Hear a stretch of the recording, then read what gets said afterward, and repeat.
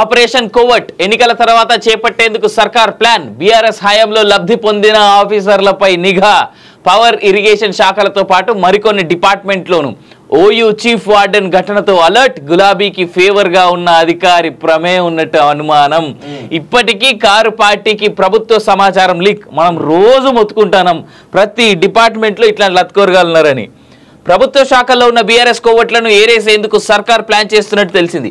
ఎన్నికల కోడ్ ముగియగానే చర్యలు చేపట్టేందుకు రెడీ అయినట్టు సమాచారం. 10 ఏళ్ల బీఆర్ఎస్ పాలనలో ఆర్థికంగా ఉద్యోగపరంగా ప్రయోజనం పొందిన ఆఫీసర్లు ఇప్పటికీ ఆ పార్టీతో టచ్ లో ఉన్నారనే విమర్శలు వినిపిస్తున్నాయి. సమయం సందర్భం చూసుకుని కాంగ్రెస్ ప్రభుత్వానికి ఇబ్బంది కలిగించే విధంగా వ్యవహరిస్తున్నారనే ఆరోపణలు వ్యక్తమవుతున్నాయి. ఇలాంటి ఆఫీసర్ల వివరాలు సేకరించాలని ఇప్పటికే నిఘా వర్గాలకు ప్రభుత్వం నుంచి ఆదేశాలు అందించినట్టు టాక్. ఇది చాలా ఇంపార్టెంట్ న్యూస్ మిత్రులారా. ఎందుకు అంటే ఈ రాష్ట్రంలో గత 10 సంవత్సరాలుగా తెలంగాణను దాచుకున్నటువంటి కల్వకుంట్ల కుటుంబం ఎవరైతే మనం చూసినాం కదా, ఫోన్ ట్యాపింగ్ అంశంలో ఎవరు ఇన్వాల్వ్ అయినరు? మొత్తం వెలమ సామాజిక వర్గం సంబంధించినటువంటి ఆఫీసర్లే ఇన్వాల్వ్ అయి దాన్ని రన్ చేసిరు. ఇది కేవలం పోలీస్ డిపార్ట్మెంట్ గా పరిమితమా అంటే కాదు. ఇది రెవెన్యూ డిపార్ట్మెంట్కి, అనేక రకాల పంచాయతీరాజ్ డిపార్ట్మెంట్ కానీ అనేక రకాల డిపార్ట్మెంట్లో వెలమలు వాళ్లకు కీలకమైనటువంటి బాధ్యతలు ఇవ్వడం జరిగింది. ఆ వెలమలకు సంబంధించినటువంటి వ్యక్తులే ఈరోజు కరెంటు సరఫరా కట్ కావడానికి కారణమవుతున్నారు. అదేవిధంగా నీళ్ల కొరత కారణమవుతున్నారు. అదేవిధంగా ఈరోజు రాష్ట్ర ప్రభుత్వం సంబంధించినటువంటి నిధుల విషయంలో కూడా అదే విధమైనటువంటి పరిస్థితి కొనసాగుతూ ఉన్నట్టు మనం చూస్తా ఉన్నాం.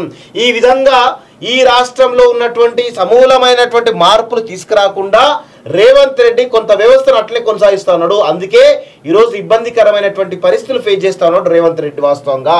సో ఇప్పటికైనా రేవంత్ రెడ్డి వ్యవస్థ మొత్తం కూడా మార్పులు చేయాలి. వాస్తవంగా వ్యవస్థలో ట్రాన్స్ఫర్ చేయాల్సిన అవసరం ఉంది. కీలకమైన డిపార్ట్మెంట్లో ఎవరెవరు ఉన్నారని చెప్పేసి దాన్ని కీలకమైన సమాచారం తీసుకొని చేయగలిగితే ఖచ్చితంగా బాగుంటుంది. లేదంటే మాత్రం పవర్ కట్లు ఇంకా పెరిగిపోతాయి. అదేవిధంగా నీటి కొరత ఇంకా పెరిగిపోతుంది. అదేవిధంగా రైతు బంధుకు నిధులకు రావు. నువ్వు రైతు బంధు అని ఇప్పుడు చెప్తా ఉన్నావు.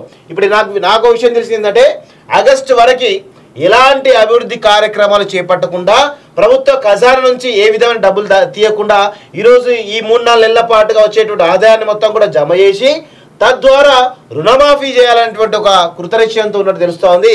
ఇక కాంట్రాక్టర్లకు బిల్లులు రావు, లేదంటే పెన్షన్లు రావు, అదేవిధంగా ఉద్యోగులకు జీతాలు సహా వస్తే రావు అనే పరిస్థితి ఏర్పడ్డది. ఇలా చాలా రకాల పరిస్థితులు క్రియేట్ అయ్యే అవకాశం ఉంది. ఈ రాష్ట్రం ఆర్థిక సంక్షోభంలోకి నెట్టబోయేటువంటి అవకాశం అయితే చాలా స్పష్టంగా కనబడతా ఉంది.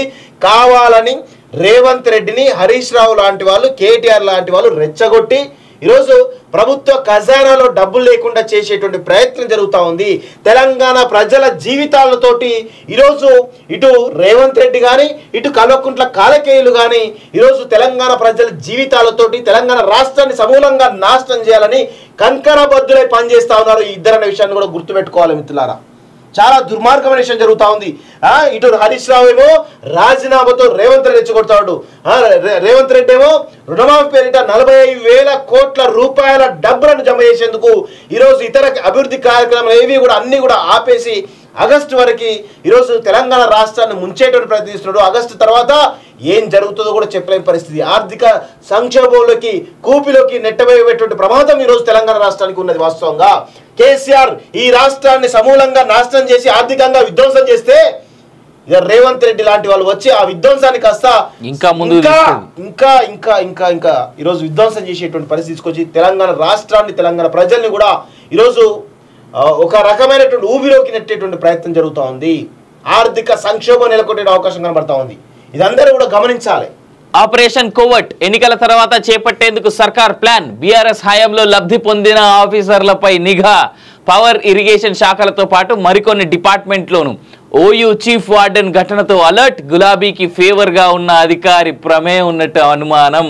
ఇప్పటికీ కారు పార్టీకి ప్రభుత్వ సమాచారం లీక్. మనం రోజు మొత్తుకుంటున్నాం ప్రతి డిపార్ట్మెంట్లో ఇట్లా లత్కోరగాలున్నారని. ప్రభుత్వ శాఖల్లో ఉన్న బీఆర్ఎస్ కోవట్లను ఏరేసేందుకు సర్కార్ ప్లాన్ చేస్తున్నట్టు తెలిసింది. ఎన్నికల కోడ్ ముగియగానే చర్యలు చేపట్టేందుకు రెడీ అయినట్టు సమాచారం. 10 ఏళ్ల బీఆర్ఎస్ పాలనలో ఆర్థికంగా ఉద్యోగపరంగా ప్రయోజనం పొందిన ఆఫీసర్లు ఇప్పటికీ ఆ పార్టీతో టచ్ లో ఉన్నారనే విమర్శలు వినిపిస్తున్నాయి. సమయం సందర్భం చూసుకుని కాంగ్రెస్ ప్రభుత్వానికి ఇబ్బంది కలిగించే విధంగా వ్యవహరిస్తున్నారనే ఆరోపణలు వ్యక్తమవుతున్నాయి. ఇలాంటి ఆఫీసర్ల వివరాలు సేకరించాలని ఇప్పటికే నిఘా వర్గాలకు ప్రభుత్వం నుంచి ఆదేశాలు అందించినట్టు టాక్. ఇది చాలా ఇంపార్టెంట్ న్యూస్ మిత్రులారా. ఎందుకు అంటే ఈ రాష్ట్రంలో గత 10 సంవత్సరాలుగా తెలంగాణను దాచుకున్నటువంటి కల్వకుంట్ల కుటుంబం ఎవరైతే మనం చూసినాం కదా, ఫోన్ ట్యాపింగ్ అంశంలో ఎవరు ఇన్వాల్వ్ అయినరు? మొత్తం వెలమ సామాజిక వర్గం సంబంధించినటువంటి ఆఫీసర్లే ఇన్వాల్వ్ అయి దాన్ని రన్ చేసిరు. ఇది కేవలం పోలీస్ డిపార్ట్మెంట్ గా పరిమితమా అంటే కాదు. ఇది రెవెన్యూ డిపార్ట్మెంట్ కి, అనేక రకాల పంచాయతీరాజ్ డిపార్ట్మెంట్ కానీ అనేక రకాల డిపార్ట్మెంట్లో వెలమలు వాళ్లకు కీలకమైనటువంటి బాధ్యతలు ఇవ్వడం జరిగింది.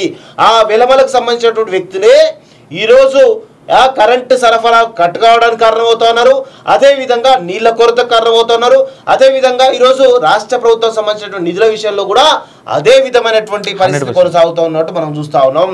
ఈ విధంగా ఈ రాష్ట్రంలో ఉన్నటువంటి సమూలమైనటువంటి మార్పులు తీసుకురాకుండా రేవంత్ రెడ్డి కొంత వ్యవస్థను అట్లే కొనసాగిస్తా ఉన్నాడు. అందుకే ఈరోజు ఇబ్బందికరమైనటువంటి పరిస్థితులు ఫేస్ చేస్తా ఉన్నాడు రేవంత్ రెడ్డి వాస్తవంగా.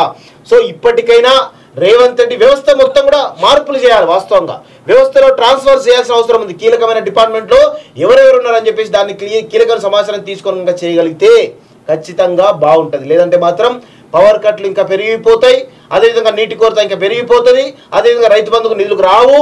నువ్వు రైతు బంధు అని ఇప్పుడు చెప్తా ఉన్నావు. ఇప్పుడు నాకు విషయం తెలిసింది ఏంటంటే ఆగస్టు వరకు ఎలాంటి అభివృద్ధి కార్యక్రమాలు చేపట్టకుండా ప్రభుత్వ ఖజానా నుంచి ఏ విధమైన డబ్బులు తీయకుండా ఈరోజు ఈ 3-4 నెలల పాటుగా వచ్చేటువంటి ఆదాయాన్ని మొత్తం కూడా జమ చేసి తద్వారా రుణమాఫీ చేయాలనేటువంటి ఒక కృతనిశ్చయంతో ఉన్నట్టు తెలుస్తోంది.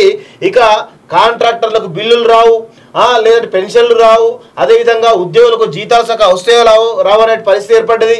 ఇలా చాలా రకాల పరిస్థితులు క్రియేట్ అయ్యే అవకాశం ఉంది. ఈ రాష్ట్రం ఆర్థిక సంక్షోభంలోకి నెట్టబోయేటువంటి అవకాశం అయితే చాలా స్పష్టంగా కనబడతా ఉంది. కావాలని రేవంత్ రెడ్డిని హరీష్ రావు లాంటి వాళ్ళు, కేటీఆర్ లాంటి వాళ్ళు రెచ్చగొట్టి ఈరోజు ప్రభుత్వ ఖజానాలో డబ్బులు లేకుండా చేసేటువంటి ప్రయత్నం జరుగుతూ ఉంది.